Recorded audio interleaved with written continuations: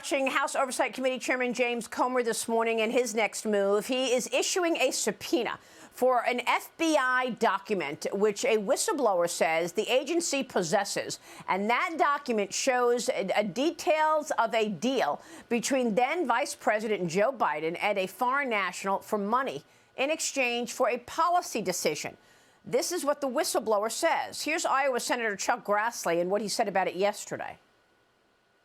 We have credible information that this possible criminal activity took place, and I can't verify whether or not it's really criminal activity, but I do have faith in the whistleblowers that bring it to me that this document exists.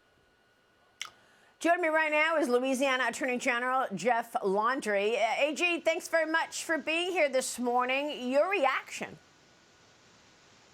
Well, again, it's not surprising. I mean, let's think about it, Maria. First there was a Hunter Biden laptop full of all kinds of information that basically sat in the possession of the FBI, and we were told it was Russian disinformation. Then we had Tony Bobulinski. Remember, he came out, which was Hunter Biden's business partner, came out and gave a pretty damning interview, and then everybody tried to discredit him. And now we have a whistleblower. We know what we've seen over the last few years is basically a weaponization of the Justice Department after certain political figures based upon their political party affiliation or their ideology. And it seems like on the other side of the aisle, everyone gets a pass. Yeah, it certainly feels that way. I mean, as the AG in your state, what can you do about it? I mean, will we ever see any accountability for this?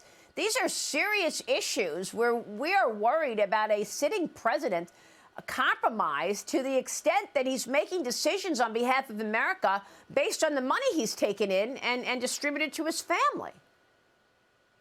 Look, certainly attorney generals from around the country, if activity actually occurred in their state, and could possibly be criminal activity, they could investigate it. However, right now, based upon the information that I know that we have publicly, this all seems to be federal crimes. And the fact that the U.S. Attorney General is more interested in trying to prosecute or investigate parents when they go to school boards rather than serious crimes involving foreign nationals. I mean, let's just think about this.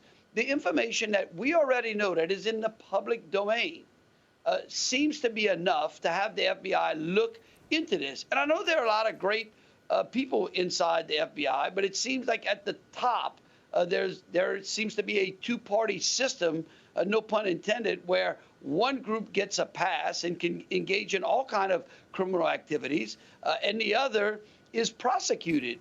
And so again, let's not forget, remember Hillary Clinton's server, the information that she kept at her house? I mean, the list, if you look backwards, goes on and just points to, again, like a two-tiered system. Just disgusting. It's just disgusting. And unfortunately, the media is totally complicit in this. You won't see this story anywhere other than Fox, the New York Post, or the opinion pages in the Wall Street Journal, aside from a couple of other areas online. The mainstream media will not report it. So they're complicit in all of this. They just want to get Trump. We'll see if Joe Biden blames Trump on this one, too.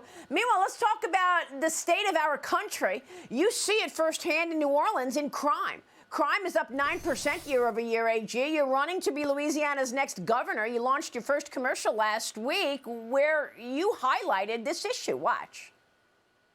New Orleans, your criminal justice system is broken. When DAs fail to prosecute, when judges fail to act, when police are handcuffed instead of the criminals, enough is enough. We're going to hold everyone, and I mean everyone, accountable for violent crime. I mean, this is affecting all of us, AG. Is this resonating with the people?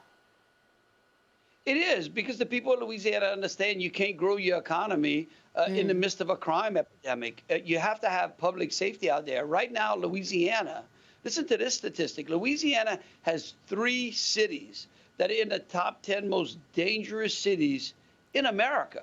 That means our criminal Wow. justice system is absolutely failing us. I mean, we're a state of 4.5 million people, and we intend to do something about it as governor. Well, part of it is the fact that this administration is prioritizing their climate agenda, and they're pushing things like ESG. That's where their priority is. Not on the border, not on crime, not on inflation. No. ESG.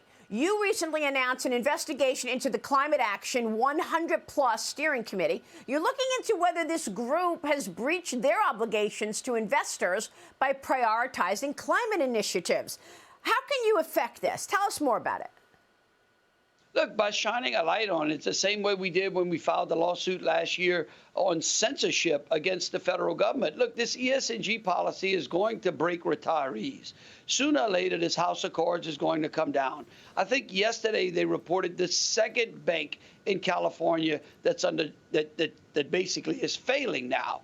We actually went out and asked for public records requests on CalFIRE, the largest retirement system in the country. And what's interesting is what we want to know is how much of the stock of those banks, both SVP and First Republic, did CalFIRE retirees hold? And what kind of policies were those banks making when they were investing in or loaning money out? You know, everyone is focused on basically policy over politics and policy over profits. And that's the problem. Yeah, it's a good point. And by the way, those ESG funds have underperformed. So there's that as well. AG will be watching all of your work. Thanks very much. Jeff Landry joining us this morning in Louisiana.